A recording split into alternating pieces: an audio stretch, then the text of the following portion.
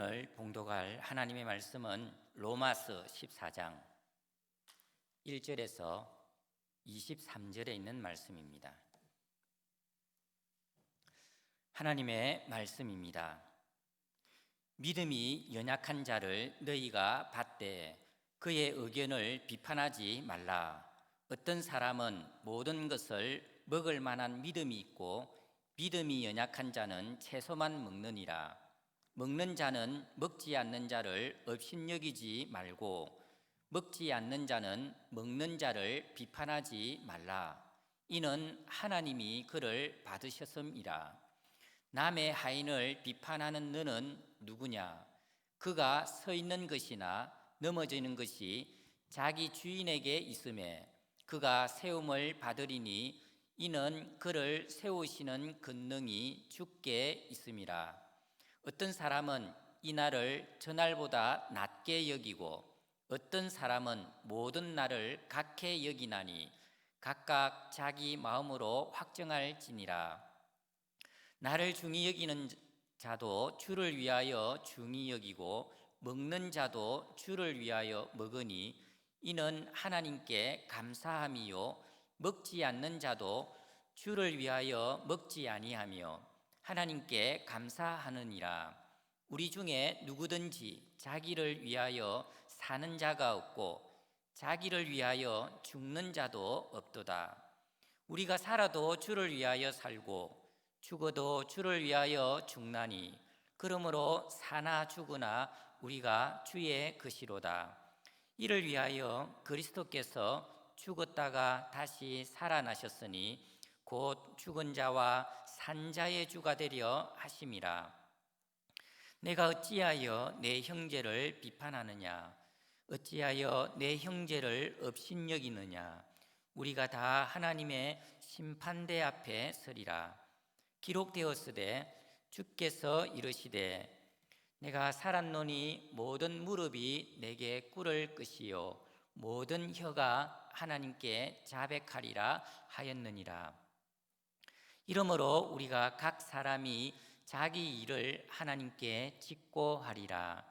그런즉 우리가 다시는 서로 비판하지 말고 도리어 부딪힐 것이나 그칠 것을 형제 앞에 두지 아니하도록 주의하라. 내가 주 예수 안에서 알고 확신하노니 무엇이든지 스스로 속된 것이 없으되 다만 속되게 여기는 그 사람에게는 속되니라. 만일 음식으로 말미암아 내 형제가 근심하게 되면 이는 내가 사랑으로 행하지 아니함이라.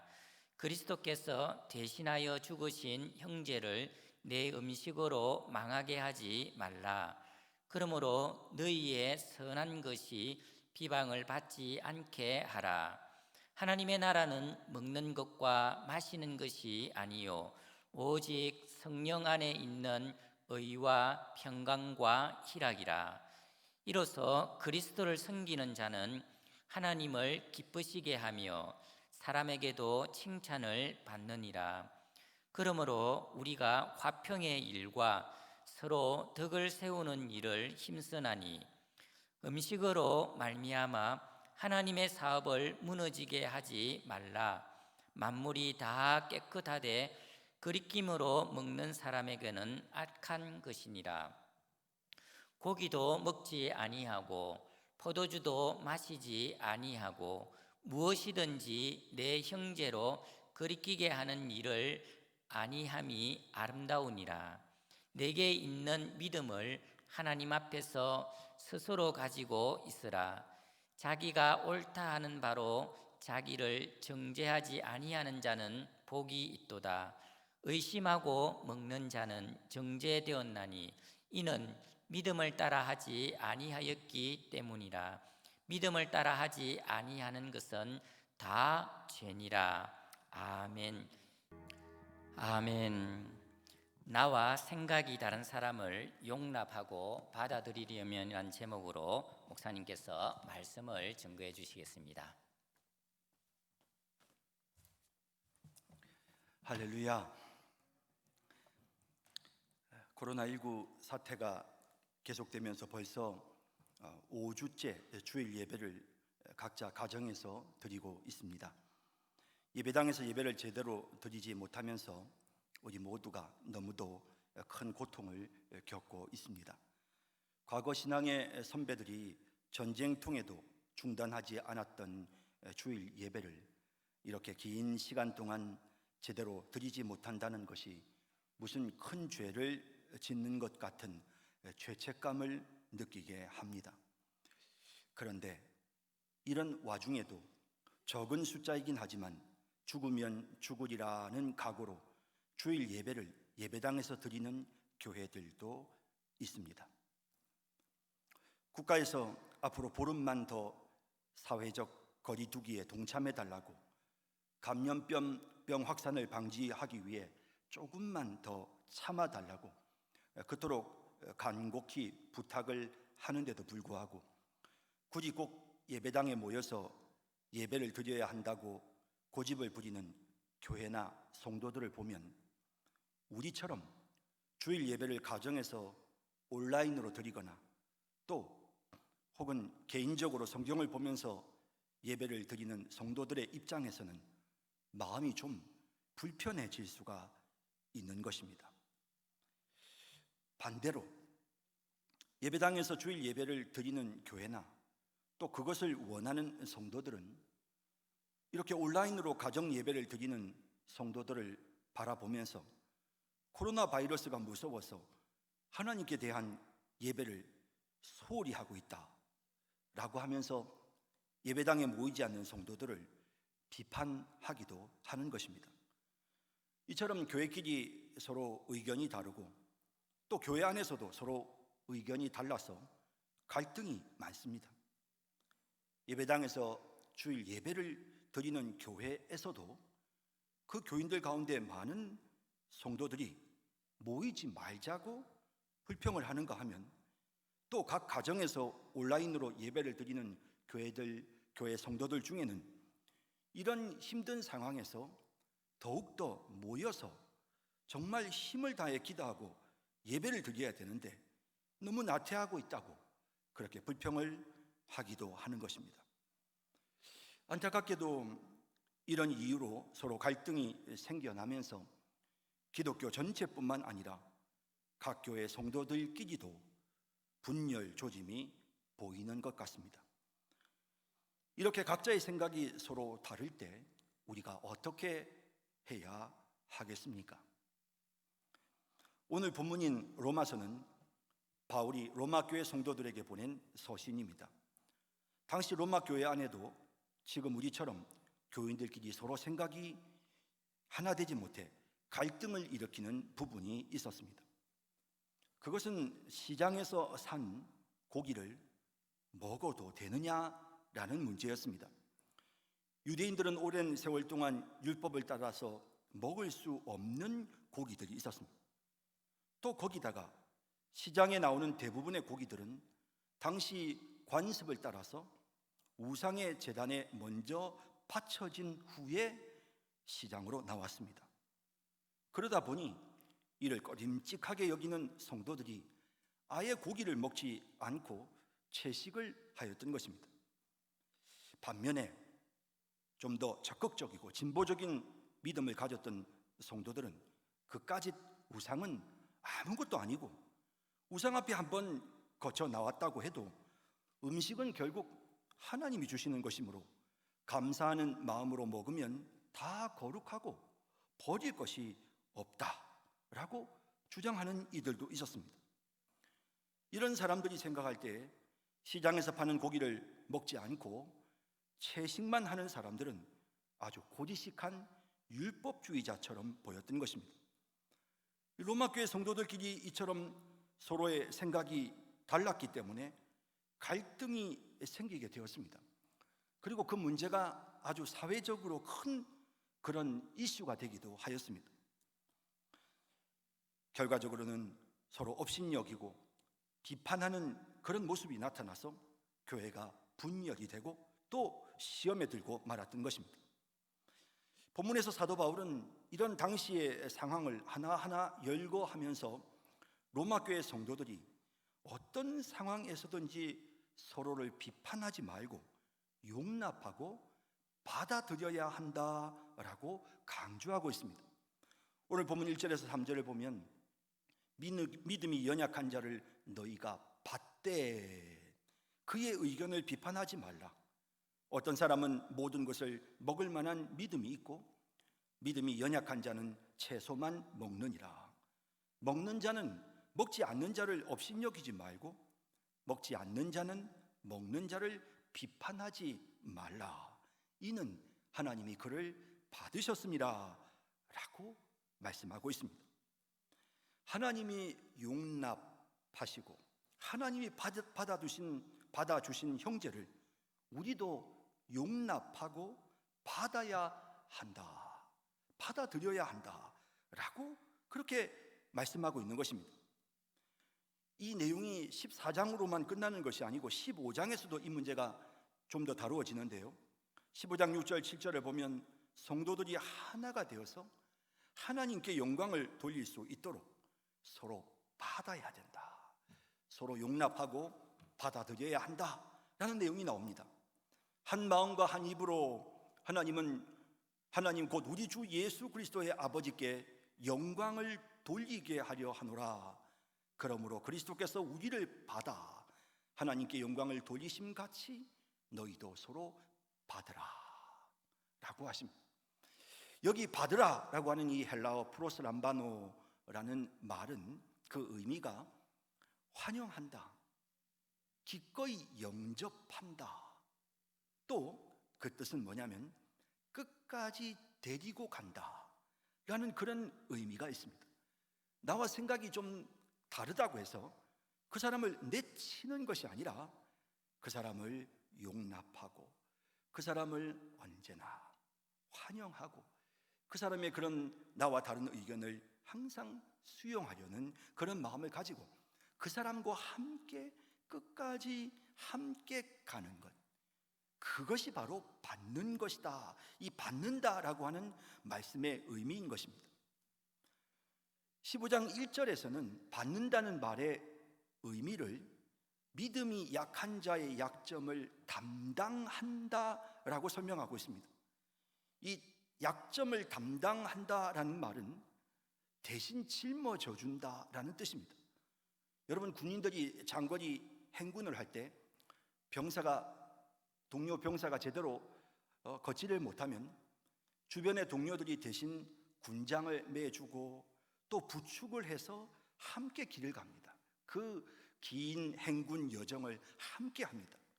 그런 것처럼 우리 신앙의 여정 속에서 정말 지치고 피곤하고 낙심하고 연약한 형제를 그냥 내팽겨 쳐버리는 것이 아니라 그 사람의 그 무거운 그 연약한 부분들을 내가 대신 짊어주고 그리고는 그를 부축해서 함께 걸어가는, 이것이 바로 우리 그리스도인들이 가져야 되는 태도다. 이것이 받는다라는 단어의 의미인 것입니다. 여러분, 이처럼 서로 비판하지 않고 서로를 받아들이게 될 때 그 결과 하나님을 기쁘시게 하게 되고 또 사람들에게 칭찬을 받는 자가 될 수 있는 것입니다.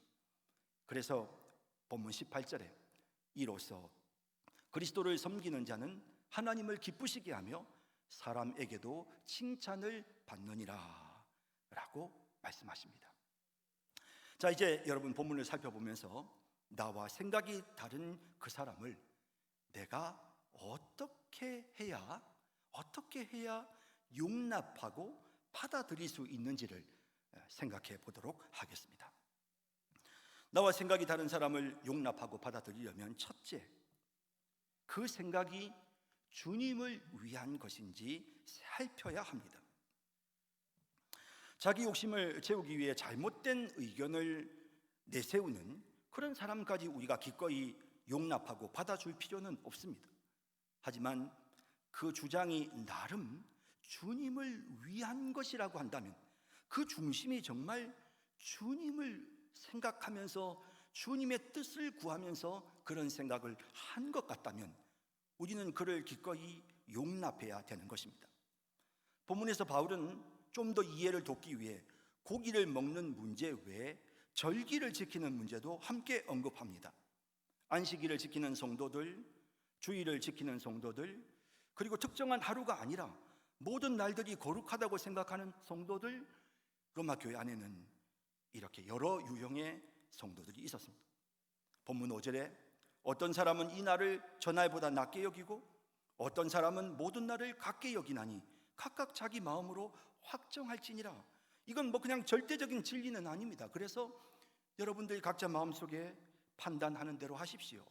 그리고 나서 이처럼 날을 지키는 문제에 있어서나 음식을 먹는 문제에 있어서 서로 다른 판단을 할 수는 있지만 결국 그 판단을 내리는 그 중심에는 주님께 감사하는 마음, 주님을 위하는 마음이 거기에 있다는 것입니다. 그래서 6절에서 8절을 보면 나를 중히 여기는 자도 주를 위하여 중히 여기고 먹는 자도 주를 위하여 먹으니 이는 하나님께 감사하며 먹지 않는 자도 주를 위하여 먹지 아니하며 하나님께 감사하느니라. 우리 중에 누구든지 자기를 위하여 사는 자가 없고 자기를 위하여 죽는 자도 없도다. 우리가 살아도 주를 위하여 살고 죽어도 주를 위하여 죽나니 그러므로 사나 죽으나 우리가 주의 것이로다 라고 합니다. 로마 교회 성도들 중에 시장에서 파는 고기를 먹었던 성도들은 그렇게 하는 것이 주님의 뜻이라고 생각했기 때문에 그렇게 한 것입니다.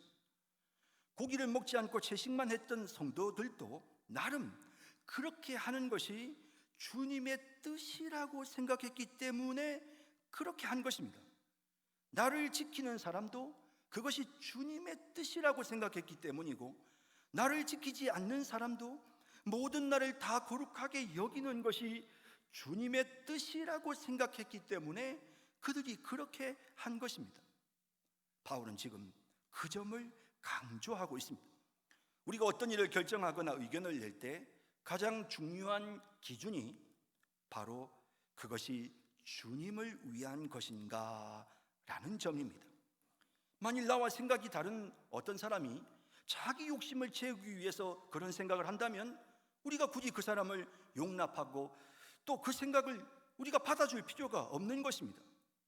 하지만 그 일이 주님이 기뻐하시는 일인 것 같아서 또 내 중심이 혹은 그 사람의 중심이 주님의 뜻대로 하려는 마음으로 그렇게 생각을 하는 것이라고 한다면 우리는 그 사람을 용납하고 받아들여야 하는 것입니다. 사도행전 15장을 보면 1차 전도 여행 중에 도중 하차한 마가 요한을 2차 전도 여행에 데리고 갈 것인가의 문제로 바울과 바나바의 생각이 서로 달랐던 것을 보게 됩니다. 사도행전을 우리가 세심하게 살펴보면 바울이 마가를 데리고 가지 않으려 한 것도 바나바가 마가를 데리고 가려고 한 것도 둘 다 주님의 뜻이 무엇인가를 고민하면서 그런 결정을 내린 것을 알 수 있습니다. 물론 그 당시에는 두 사람이 서로 다투어 갈라졌지만 나중에 바울이 마가를 용납하고 그를 받을 수 있었던 것은 두 사람의 생각이 서로 달랐지만 둘 다 주님을 위하는 마음에서 그런 생각을 한 것이기 때문에 서로를 용납하고 받아들일 수가 있었던 것입니다.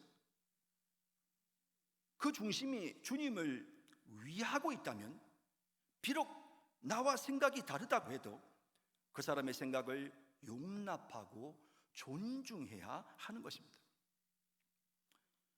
오늘 예배당에서 예배를 강행하는 교회들이 언론의 주장처럼 감염병 확산의 위험에도 불구하고 헌금을 거두기 위해서 그렇게 한다면 그것은 부끄러운 일이라 할 것입니다. 하지만 그렇지 않다는 것을 우리는 잘 알고 있습니다. 여러 가지 위험이 있고 자칫 확진자라도 생기면 하나님의 영광을 가지게 된다는 부담이 있지만, 그럼에도 불구하고 주의를 거룩하게 지키기 위해서, 또 주님께 온전한 예배를 드리기 위해서 최선을 다해 방역을 한 후에 위험을 무릅쓰고 예배당에 모여서 예배를 드린다면 누가 뭐라고 말하든 그것은 참으로 귀한 일이라고 할 것입니다. 반면에 예배당에서 예배를 중지한 교회 성도들이 하나님 앞에 예배 드리는 것보다 혹시라도 내가 바이러스에 감염될까 봐 단지 그것이 두려워서 예배당에 나오지 않는다면 그것은 부끄러운 일이 될 것입니다.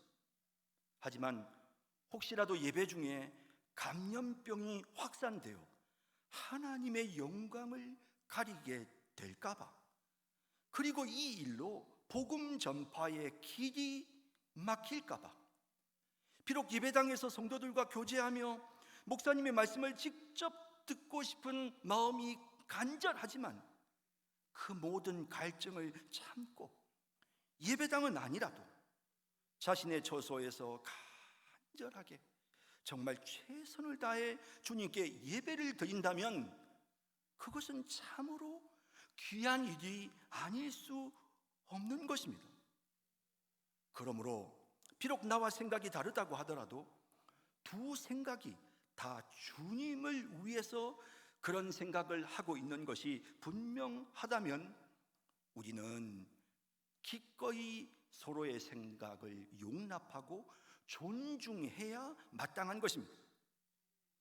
성도 여러분, 무슨 생각을 하든지 어떤 결정을 하든지 오직 주님의 뜻을 따라서 주님을 위해서 그렇게 하는 우리 모두가 다 되기를 진심으로 바랍니다. 나와 생각이 다른 사람을 내가 어떻게 해야 용납하고 받아들일 수 있을까?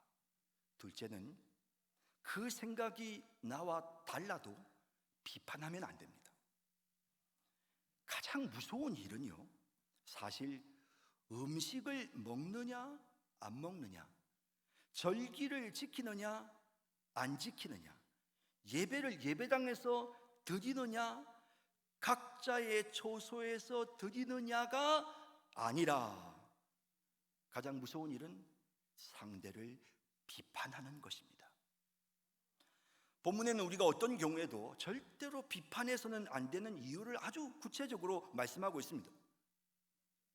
먼저는 하나님이 그 사람의 부족을 아시지만 하나님이 그 사람을 용납하고 받으셨기 때문에 우리도 받아야 합니다. 3절에 먹는 자는 먹지 않는 자를 업신여기지 말고 먹지 않는 자는 먹는 자를 비판하지 말라. 이는 하나님이 그를 받으셨음이라 라고 하십니다. 하나님이 받으셨는데 우리가 어떻게 거부합니까? 우리가 어떻게 그 사람을 내칩니까? 또한 나와 의견이 다르지만 비판하면 안 되는 것은 그 사람이 주님의 종이기 때문에 그렇습니다. 4절에 보면 남의 하인을 비판하는 너는 누구냐? 그가 서 있는 것이나 넘어지는 것이 자기 주인에게 있음에 그가 세움을 받으리니 이는 그를 세우시는 권능이 주께 있음이라 라고 말씀하십니다. 우리 주님이 세워주십니다. 주님의 종입니다. 어쨌든 믿음의 형제들은 내가 그를 인정하든 인정하지 않든 주님의 하인이고 주님의 종입니다. 그러므로 우리가 주님의 하인을, 주님의 종을 함부로 비판해서는 안 되는 것입니다. 그리고 무엇보다도 두려운 것은 우리가 다른 사람을 비판하면 하나님의 심판을 받기 때문입니다. 남을 비판하는 죄를 범한 그 사실에 대해 하나님 앞에서 자백을 해야 된다라고 그렇게 명확하게 말씀하고 있습니다. 10절에서 12절을 보면 내가 어찌하여 내 형제를 비판하느냐? 어찌하여 내 형제를 업신여기느냐? 우리가 다 하나님의 심판대 앞에 서리라.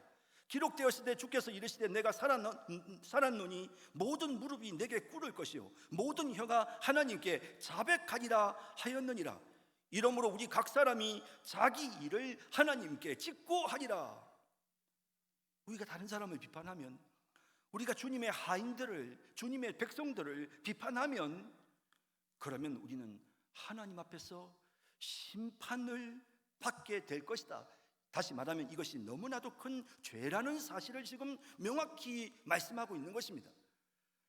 이걸 먹어야 되느냐 말아야 되느냐, 이걸 지켜야 되느냐 말아야 되느냐, 예배당에서 예배를 드려야 되느냐 말아야 되느냐, 이런 문제를 가지고 서로 옥신각신하는 이와 같은 상황에서 무엇이 옳은 것인지에 대해서 본문이 말씀하는 것이 아니고 비판하는 것이 잘못됐다고 말씀하고 있는 것입니다.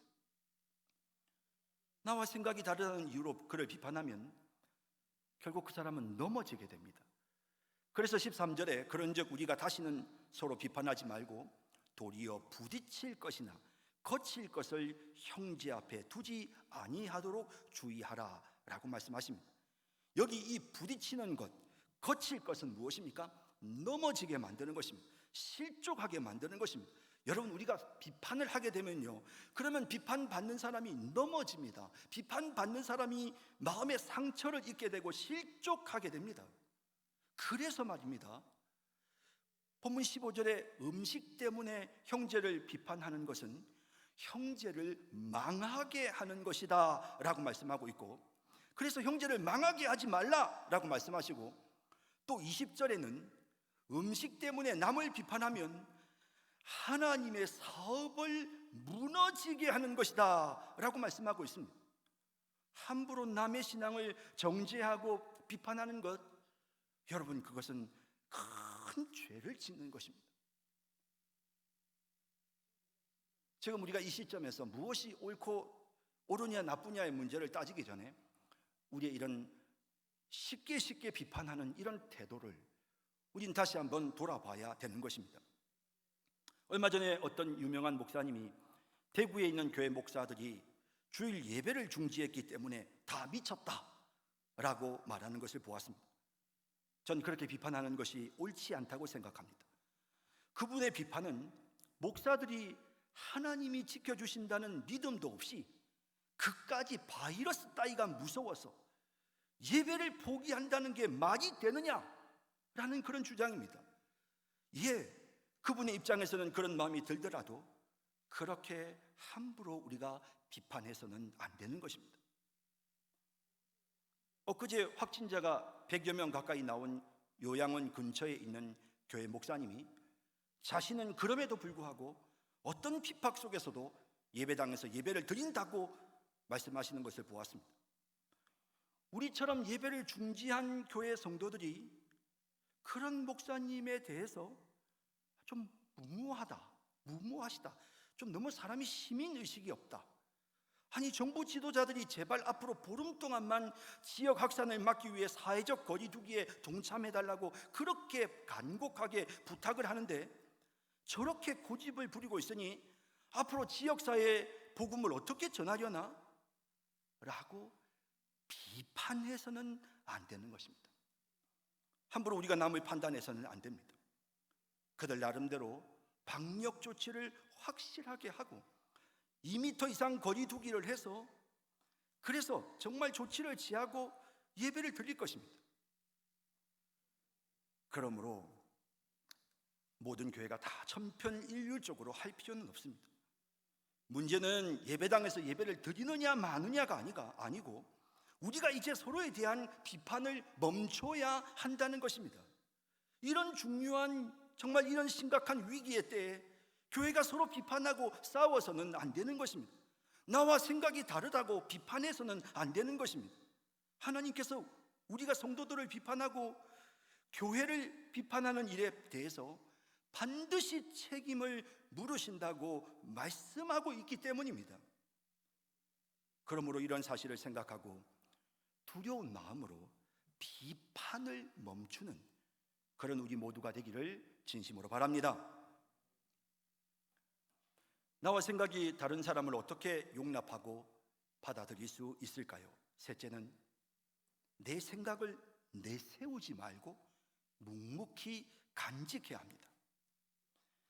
여러분, 상대를 비판하지 않고 받아들인다고 해서 자신의 신앙적 신념을 포기하라는 뜻은 절대로 아닙니다. 그래서 본문 22절에 보면 내게 있는 믿음을, 내게 있는 그 신념을, 내게 있는 그 신앙 양심을 하나님 앞에서 스스로 가지고 있어라. 사람들 앞이 아니고 하나님 앞에서 스스로 간직하라. 그것을 마음속에 딱 간직하고 내가 그것을 꽉 붙잡고 있으라. 그 신념을 끝까지 내 내면에 딱 붙들고 있으라 라는 뜻입니다. 자기가 옳다는 바로 자기를 정죄하지 아니하는 자는 복이 있도다. 내가 옳다고 생각하는 그 신념을 여러분, 우리가 딱 붙들고 있어야 됩니다. 그래서 내가 그 신념을 포기하고 다른 사람의 의견대로 한 후에 내가 잘못했어, 뭔가 깨름지게, 이렇게 하면서 자기를 정죄하는 이런 일들을 하지 말라는 겁니다. 그래서 내가 옳다고 생각하는 그런 내 신앙의 양심이 옳다고 생각하는 그런 신념이 있으면 그걸 하나님 앞에서 딱 견고히 우리가 그것을 유지하는 것입니다. 자, 이 본문을 표준 세번역 성경은 이렇게 번역을 했습니다. 그대가 지니고 있는 신념을 하나님 앞에서 스스로 간직하십시오. 자기가 옳다고 생각하는 일을 하면서 자기를 정죄하지 않는 사람은 복이 있습니다. 자기가 생각하는 그 신념, 자기가 옳다고 생각하는 그 일은 우리가 우리 내면 속에 꽉 간직하고 그대로 행해야 되는 것입니다. 하나님이, 여러분, 우리가 정말 다들 나와 생각이 다르다고 해도 내가 주님을 위해 그런 생각을 했다면 다른 사람들이 뭐라고 말하건 내가 주님 앞에서 그것이 옳다는 신념이 있고 내가 그것이 내 신앙 양심상 그렇게 하는 것이 바람직하다는 생각이 들면 우리의 신념을 포기하지 말고 그것을 끝까지 간직하는 것입니다. 그 생각을 영어 성경에서는 이걸 홀드, 꼭 붙잡는 것입니다. have, 간직하고 keep하는 것입니다. 그래서 그것을 딱 간직하고 내 신념을 포기하지 말고 딱 간직하는 겁니다. 갈등이 생긴다고 해서 무조건 내 의견을 포기하고 상대의 의견을 다 받아들이라는 것이 아닙니다. 우리가 서로 협력하고 상대의 의견을 존중하지만 그렇다고 해서 내 신념까지 포기할 필요는 없습니다. 단지 우리는 내 생각을 내세우지는 말아야 합니다. 내 내면에 스스로 그것을 간직하면 됩니다. 내 신념을 가지고 다른 사람에게 강요하거나 다른 사람의 생각을 비판해서는 안 되는 것입니다. 우리 자신이 하나님 앞에서 어떤 신념이 있다, 정말 귀한 일입니다. 엘리야는 자기 혼자만 남았다고 생각했습니다. 하나님은 엘리야를 향해 바알에게 무릎 꿇지 않은 7,000명을 남겨두었다고 하셨습니다. 바른 신념을 가진 이 바알에게 무릎을 꿇지 않은 이 7,000명은 자신의 신념을 다른 사람들에게 나타내지 않은 사람들입니다. 단지 그들은 그 신념을 하나님 앞에서 묵묵히 간직하고 있었습니다. 사람들 앞에서는 아니지만 하나님 앞에서 그들은 그 신념을 간직하고 있었습니다. 우리의 신념을 모든 사람들에게 다 알려야 되는 것은 아닙니다. 사람들이 내 신념 몰라도 됩니다. 내가 가진 신념 하나님 앞에서 스스로 가지고 있으면 되는 것입니다. 그리고 그 신념 묵묵히 우리가 행동하면 되는 것입니다. 그 사람이 복된 사람이다 라고 말씀합니다. 주의를 거룩하게 지키는 신앙의 전통이 점점 사라지고 있습니다. 신앙 양심에 따라 기도생활, 헌금생활을 철저하게 정말 하시는 그런 분들이 사라지고 있습니다. 그러나 묵묵히 그것을 지켜가는 사람들도 있습니다. 많은 사람들이 떠벌리고 다른 사람들 앞에서 자기를 내세우고 그렇게 하지만 그래서 갈등이 생깁니다. 하지만 자신의 신념을 고수하고 자신의 생각이 다른 사람을 비난하지 않으며 형제들을 시험에 빠뜨리지 말고 실족게 만들지 않는, 정말 우리가 그런 마음으로 정말 묵묵히 내 신념을 마음에 담아두어야 되는 것입니다. 마음에 담아놓고 묵묵히 그것을 지켜나가는 모습이 우리에게 필요한 것입니다. 덮어놓고 그걸 가지고 싸우고 비판하는 것이 아니라, 사람들 앞에서가 아니라 하나님 앞에서 여러분들의 신념을 마음속에 깊이 간직하고 변함없이 그 신념을 지켜나가는 그런 우리 모두가 되기를 진심으로 바랍니다. 나와 생각이 다른 사람을 어떻게 해야 용납하고 받아들일 수 있을까? 마지막 네 번째입니다. 그 생각을 긍정적으로 평가해야 합니다. 내 신념이 아무리 선해도 유익을 주지 못할 경우가 있거든요. 16절에 그러므로 너희의 선한 것이 비방을 받지 않게 하라라는 뜻이 바로 그겁니다. 그래서 내 신념은 정말 좋은 것이지만, 선한 것이지만 그것이 오히려 문제를 야기시키는 그런 경우도 있을 수 있습니다.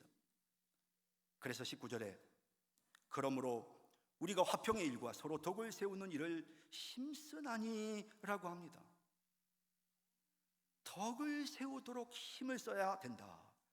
또 15장 2절에도 우리 각 사람이 이웃을 기쁘게 하되 선을 이루고 덕을 세우도록 할지니라 라고 말씀합니다.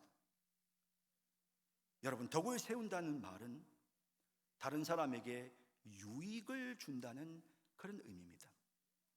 넘어지게 하는 것이 아니고 일어서도록 돕는다라는 뜻입니다. 건축자들이 집을 지어 올리는 것처럼, 세우는 것처럼 다른 사람들의 신앙을 세워주고 다른 사람들의 인격을 세워주는 이와 같은 일들을 하는 것이 바로 덕을 세운다라는 말의 뜻입니다. 하나님이 통치하시고 다스리시는 하나님의 나라에서는 사람들이 이렇습니다. 무너지는 것이 아니고, 실족하여 쓰러지는 것이 아니고, 힘을 얻고 용기를 얻고 자신감을 회복하고 자기를 박차고 일어서게 되는 것입니다. 그렇게 되도록 성령께서 각 사람의 마음에 의가 나타나도록, 평강이 나타나도록, 기쁨이 넘치도록 역사하셔서 그래서 일으켜 세워주시는 것입니다. 사람들을 세우는 겁니다. 넘어뜨리고 무너지게 만들고 정말 진짜 좌절하게 낙심하게 만드는 것이 아니고 자기를 박차고 일어서도록 만드시는 것입니다. 본문 17절에 하나님의 나라는 먹는 것과 마시는 것이 아니요 오직 성령 안에 있는 의와 평강과 희락이라 라고 그렇게 말씀하고 있습니다. 하나님의 나라에서도 먹고 마시는 일은 있습니다. 하지만 그것이 본질은 아닙니다. 우리가 더 중요하게 집중해야 되는 것은 사람들을 일으켜 세우는 것입니다.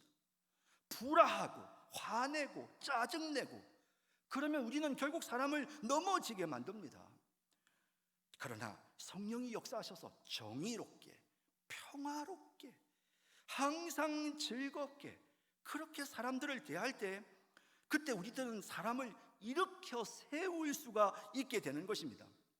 이런 방식으로 정의롭게, 평화롭게, 그리고 기쁘게, 즐겁게 이런 방식으로 주님을 섬기는 그런 사람들, 여러분 18절은 이렇게 말씀합니다. 이것으로서 바로 방금 말씀드린 정의롭게, 평화롭게, 그리고 즐겁게 이렇게 이로써 그리스도를 섬기는, 이렇게 그리스도를 섬기는 자는 하나님을 기쁘시게 하며 사람에게도 칭찬을 받느니라 라고 말씀하십니다. 정의로운 삶을 살기 위해 애를 쓰고 평화를 추구하려고 애를 쓰고 항상 기뻐하고 즐거워하는 모습으로 살려고 애를 쓸 때 덕을 세우게 되는 것입니다. 다른 사람들을 넘어뜨리는 것이 아니고 다른 사람을 일으켜 세우게 되는 것이고, 그럴 때에 이것이 하나님을 기쁘게 하고 사람에게 칭찬을 받게 되는 것입니다. 교회 안에 많은 사람들이 이웃을, 형제를 좌절하게, 낙심하게 만들고 용기와 의욕을 잃게 만드는 그런 사람들이 참 많습니다. 하지만 반대로 힘을 얻게 하고 다시 일어서도록 용기를 북돋아주고 격려해주는 그런 사람들도 많습니다. 나와 다른 생각을 가진 상대가 힘을 잃게 만들면 안 됩니다. 내치려고 하면 안 됩니다. 내 의견을 주장하느라 다른 사람의 마음에 아픔과 상처를 주어서는 안 됩니다. 비록 생각이 다르다고 해도, 집사님 의견이 저와는 좀 다르지만 그래도 집사님 같이 생각하시는 분이 계셔서 너무 좋습니다. 순수하고 정의감이 넘치시고 정말 중심이 견고하시다는 게 느껴집니다 라고 사람을 긍정적으로 평가하고 그 사람의 생각에 대해 우리가 세워주는 말을 해야 되는 것입니다. 비판을 하지 않는다고 해서 끝난 것이 아니라 상대를 일으켜 세우는 말을 해야 합니다. 그게 바로 덕을 세운다는 말의 뜻입니다. 나와 생각이 좀 달라도 그 중심에 사사로운 탐욕으로 그런 생각을 하는 것이 아니라면 부정적인 이야기를 해서 좌절하게 만들지 말고 용기를 내어 일어서도록 긍정적으로 평가해주고 긍정적으로 보려고 노력해야 하는 것입니다. 우리는 평화를 추구하고 덕을 세우려고 애를 써야 합니다. 무조건 비판하고 싸우는 것은 옳은 일이 아닙니다. 여러분, 이 로마서에서는 계속 이런 부분을 강조하는데요. 로마서 12장 17절 18절에는 아무에게도 악으로 악을 갚지 말고 모든 사람 앞에서 선한 일을 도모하라. 할 수 있거든 너희로서는 모든 사람과 더불어 화목하라. 평화를 유지하라는 거예요. 싸우지 말고 불평하고 소리 지르지 말고 평화를 유지하라는 겁니다. 비록 상대가 나에게 조금 기분 나쁘게 해도 여러분, 악으로 악을 갚지 말고 같이 그냥 나도 다 같이 그냥 맞붙어서 그래 한번 해보자 라고 싸우는 것이 아니고 기분이 좀 나빠지더라도 내가 정말 그 사람에게 따뜻한 미소를 지어 보여주는 것입니다. 로마서 13장 1절에는 각 사람은 위에 있는 권세들에게 복종하라. 권세는 하나님으로부터 나지 않음이 없나니 모든 권세는 다 하나님께서 정하신 바다라고 하십니다. 우리가 권세에 고개를 숙이고 또 따라주고, 또 에베소서 4장 29절에는 무릇 더러운 말은 너희 입 밖에도 내지 말고 오직 덕을 세우는데 소용되는 대로. 이 덕을 세우는 게 뭐라고 했습니까? 사람을 용기를 북돋아주고 그 사람을 좌절하고 실망시키는 것이 아니라 그 사람이 일어설 수 있게끔 만드는 것입니다. 덕을 세운다는 말은 그런 뜻입니다. 오직 덕을 세우는데 소용되는 대로 선한 말을 하여 듣는 자들에게 은혜를 끼치게 하라. 이렇게 말씀하고 있는 것입니다. 듣는 사람이 힘을 얻고 일어설 수 있도록 용기를 주어야 하는 것입니다. 혹시 나와 의견이 다르다고 욕하고 비난하지는 않습니까? 비록 생각이 다르다 해도 우리는 그를 세우는 말을 해야 합니다. 그를 무너지게 하지 말고 낙심하게 하지 말고 정말 용기를 주고 일으켜 세우는 그런 삶을 살아야 되지 않겠습니까? 나는 사람을 넘어지게 합니까? 아니면 일어서게 합니까? 나는 상처가 되는 말, 무례한 말, 비판적인 말을 하는 사람입니까? 아니면 나는 칭찬과 격려의 말로 사람을 세워주는 사람입니까? 여러분, 언어는 습관이라고 합니다. 비판적인 사람은 항상 부정적인 말을 합니다. 긍정적인 사람의 언어의 습관을 갖고 있는 사람은 또 사람들을 세우려고 늘 하다 보니까 그것이 자연스러운 습관이 되는 것입니다. 여러분, 사람을 일으켜 세웁시다. 우리 나와 좀 생각이 다르다고 무조건 덮어놓고 비판하지 말고 긍정적으로 보려고 애를 쓰고 긍정적으로 평가하려고 애를 쓰는, 그래서 사람을 넘어지게 만드는 것이 아니라 사람을 일으켜 세우는, 덕을 세울 수 있는 그런 우리 모두가 되기를 진심으로 바랍니다. 이제 말씀을 맺겠습니다. 나와 생각이 다를 때 우리는 그 사람과 괴리감을 느낍니다. 내 편이 아니다 라는 생각이 듭니다. 그래서 그만 미워하게 되고 또 심지어 그를 비판하게 됩니다. 그 결과 그 사람에게 상처를 입힙니다.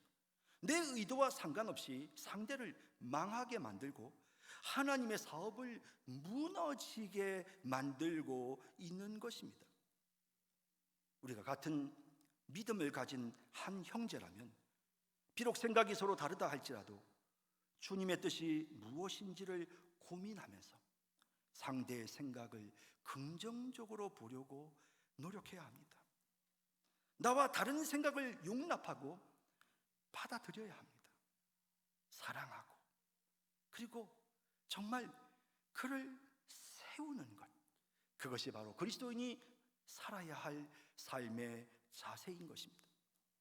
여러분, 생각이 다르다고 내치려고 하지 마시고, 여러분 긍정적으로 평가하고, 내 신념은 좀 가슴속에 좀 딱 묻어두고, 그리고 정말 그 사람에 대해서 우리가 호의적으로 용기를 주는 이런 마음을 가져서, 좀 낙오한다고, 저 뭔가 좀 다른 사람에게 힘들게 한다고 내치려고 하지 말고, 그 사람의 그 연약한 부분들을 대신 짊어지고 그 사람을 부축해서 함께 이 신앙의 길을 달려가는 그런 우리 모든 성도님들이 다 되기를 주님의 이름으로 축원합니다. 기도하겠습니다. 주신 말씀을 가지고 다 같이 한번 한 목소리로 하나님 앞에 우리 기도하십시다. 하나님, 교회가 서로 나누어지지 않게 해주십시오. 하나님, 각자가 다 주님을 생각하는 마음으로 이렇게도 하고 저렇게도 합니다. 하나님, 내 생각과 조금 다르다고 해서 상대를 미워하고 비판하지 않게 해주십시오. 내 마음속에 가진 그 신념은 내 마음 깊은 곳에 꼭 간직하고, 남들이 뭐라고 하든 묵묵히 그 신념을 따르고 지켜나가게 해주시고, 비록 나와 생각이 좀 다른 사람이라 하더라도 내가 그 사람을 세울 수 있기를 원합니다. 다른 사람을 세워줄 수 있는, 그 사람을 유익하게 만들고 용기를 북돋아 줄 수 있는 하나님, 그런 우리의 모습이 되게 해주십시오 라고 이 시간 우리 다 같이 함께 한 목소리로 하나님 앞에 기도하기를 원합니다. 우리 주님의 이름을 부르고, 여러분 다 같이 우리 한번, 여러분들 각자의 처소에서 다 같이 우리 주님의 이름을 부르고